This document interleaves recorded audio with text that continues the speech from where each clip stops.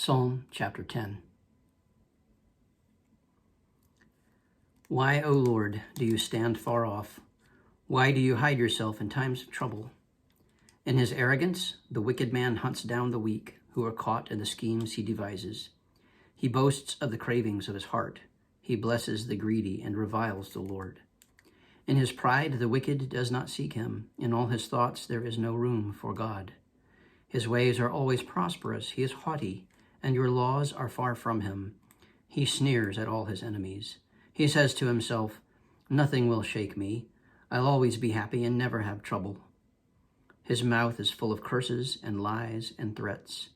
Trouble and evil are under his tongue. He lies in wait near the villages. From ambush he murders the innocent, watching in secret for his victims. He lies in wait like a lion in cover.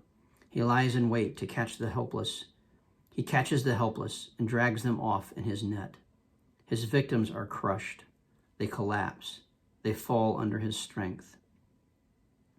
He says to himself, "God has forgotten." He covers his face and never sees. Arise, Lord. Lift up your hand, O God. Do not forget the helpless. Why does the wicked man revile God? Why does he say to himself, "He won't call me to account"? But you, O God, do see trouble and grief. You consider it to take it in hand. The victim commits himself to you. You are the helper of the fatherless. Break the arm of the wicked and evil man. Call him to account for his wickedness that would not be found out. The Lord is king forever and ever. The nations will perish from his land. You hear, O Lord, the desire of the afflicted.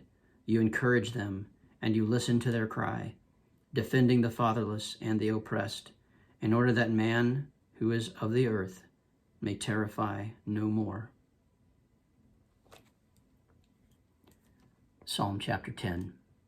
Today is February the 1st, 2023. Thanks for joining me. So there are two main things that leapt out at me from reading this psalm today. The first of the two is sort of intellectual and philosophical in its nature, and took me down such a track as I began to consider it. The second one hit me like a slap. It wrung my ears and brought me back down to earth, out of the realm of the intellect, and caused me to dwell on that which is human and the flesh. Here's the first thing. In Psalm 10, someone is right and someone is wrong. Either the perpetrator is right and, quote, God covers his face and never sees, or the victims are right and God does see, quote, trouble and grief and considers it to take it in hand. One of the two has to be wrong and the other right. There are other possibilities on the spectrum of belief, though, that some would have us consider. One is that there is no God and no purpose in our lives. In this view, we, living humans, are simply links in a chain of cause and effect. We cause things and we effect things. And the ultimate cause, if there was one, is murky, remote, and utterly outside of the ken of direct human experience or knowledge. And that's if we go backward in time. If we go forward, we find ourselves at the same place of knowledge, which is to say, completely at a loss to see the last effect, or whether there even is such a thing.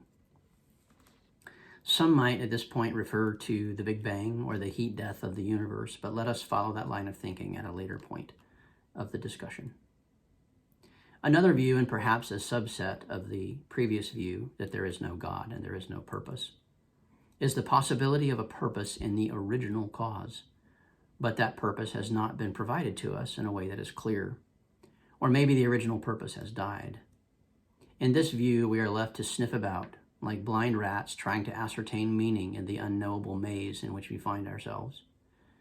This is a subset of there being no purpose, because if it is unknowable whether there even is a purpose, we find ourselves at the same de facto conclusion.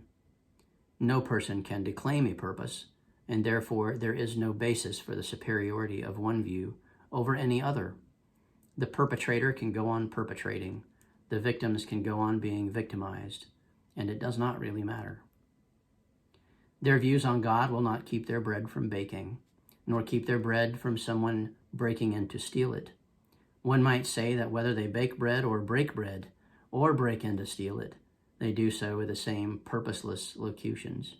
So one might say that, regardless of whether there is an original purpose or not, and regardless of whether we are able to ascertain it or not, we humans can assign purpose to whatever we like. We can, in effect, create purpose for ourselves and instill meaning by mandate or fiat, as it were, in the events and objects around us. Some people believe we do this as a matter of course, that we do it spontaneously, involuntarily, and constantly. They would say that in perceiving an object, we create it. Somewhere in such discussions, we usually find a wrestling with the concept of consciousness and the mystery of the conscious mind. And make no mistake, most who are intellectually honest stand back in great respect and awe of this mystery, namely that we appear to ourselves to be conscious creatures, and we struggle to define what that even means.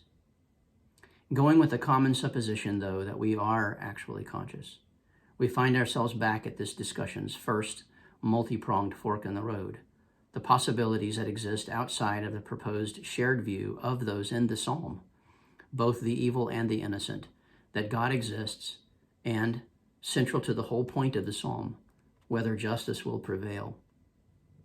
At this point, I return to the psalmist's point of view, that there is a God, and it appears to be understood that there is a purpose, or at least a set of divine rules, upon which we are able to form a concept of justice.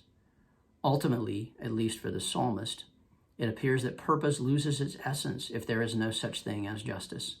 For if there is no justice, the evil can destroy the good and the innocent, and in so doing destroy any good purpose.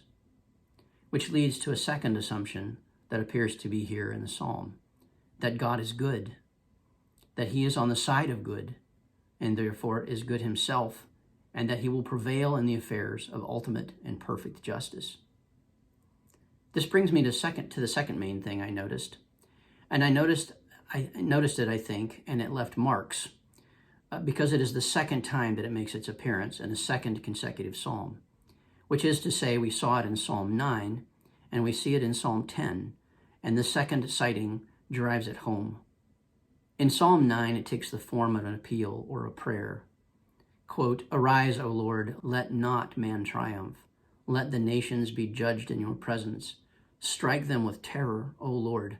Let the nations know they are but men." End quote. That's Psalm chapter 9, verses 19 to 20. In Psalm 10, it takes the form of a declaration. Quote, "The Lord is king forever and ever." End quote. He hears, encourages, listens to, and defends the afflicted, and he causes the wicked to perish, quote, "in order that man who is of the earth may terrify no more." End quote. Psalm 10 tells us flatly, humans terrorize. We terrify each other. We terrify the creatures of the earth. Let that sink in. Accept the truth of it. But take this dose of reality with it. These same scriptures that serve as confessions of our terribleness, confessions of our ability to wickedly, forcibly hold down, torture, steal from, and kill that which is lesser than us, or merely that which is different than us, are the same scriptures that tell us that God loves us anyway. More on this below, but for now let us turn to a terror that transcends the terror that can be brought by men. The terror of the living God. Proverbs chapter 9, verse 10 begins, "The fear of the Lord is the beginning of wisdom." Many interpret this kind of fear to mean, quote, "reverent awe," end quote. I agree with them, yet I think it also means the terror of the ultimate, righteous, all-powerful judge who will mete out justice for the wrong you have done, the kind of justice you deserve, and the kind you cannot avoid, ignore, or be numb to, the kind you will feel and experience, the kind that has no appeal, no escape, and which will bring at the end of your great dread, whether you seek to deny or escape it or not, a type of searing pain and agony that you had hoped did not exist anywhere in the vast reckonings of the universe. This also would be applicable to me. For me, at least, I must use every element of my being, perhaps especially my intellect, to ensure my fear of God is palpable and present, and for me, ever held in abeyance in my awareness and in my heart. I say held in abeyance, for I am a follower of Jesus Christ, and in him I find hope of forgiveness, in him the hope of standing righteous before God in judgment. Returning to that which I said left marks, we men are wicked and capable of terrorizing the innocent and the good. We do well to pray to God to deliver us from ourselves, from the nations we make of ourselves, from the flesh that we give into, in order that we may be seen by him as righteous, covered over by the sacrifice he himself made for us in the sending of his Son, and avoiding that judgment and damnation that we otherwise face.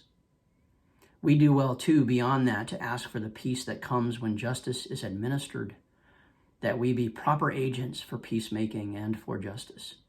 Ultimately, that our walk might be more as he walked, righteous and good, full of purpose in this day, dwelling in the present time of our own calling. Selah. Before I close, I mentioned earlier a couple of things that I said I would return to: the Big Bang and the heat death of the universe, the beginning and the end, according to the theories that we have developed, and theories, after all, to which many subscribe. I spoke of these things being remote and unknowable, beyond our ken. Yet many have adopted them because we are able to project based on physics and mathematics, both backward and forward in time. We are able to measure things, or so it certainly appears to us. I can, for instance, measure the length of a pencil with a wooden ruler. And when I do so, I will be able to provide a number and an answer to you, which you will be able to find yourself by replicating my measurement for yourself. We can then be in agreement about the length of the pencil based on the wooden ruler and our adopted, shared, and mutually agreed upon units of the measurement of distance. Yet a theory is, by its nature, an abstraction.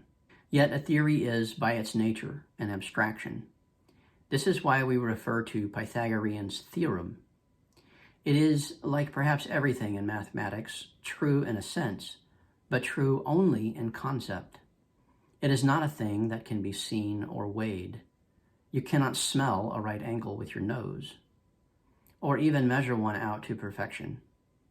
You can go to whatever extreme you desire in trying to craft a perfect right angle, but you will always be a gluon or two off if you try to reduce the thing to 3 dimensions.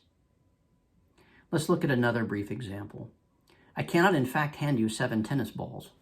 I can hand you 7 conglomerations of matter that we can define as tennis balls, but I can also tell you that there is only 1 tennis ball and that the rest are simply close approximations, i.e., I cannot hand you exactly 7 tennis balls. I can hand you 1 and then 6 additional approximations that we can round up or down in order to make them into 6 conceptual replications of the first one. Expressed mathematically, the first tennis ball could be seen as 1.00000 over 1. The second might be 0.9999998 over 1 of the first, and therefore not quite a tennis ball, given that the first tennis ball is the perfect example and definition of a tennis ball. The third ball might be 1.0000002 over 1 of the first ball, and so on for the remaining balls. So I can never actually hand you 7 tennis balls, though we can agree in principle or conceptually that that is what I am doing, in much the same way that we can agree that the corners of my business card form right angles, even though in exact reality they do not. To complicate things even further, we might express the tennis balls by color, introducing additional inexactitudes.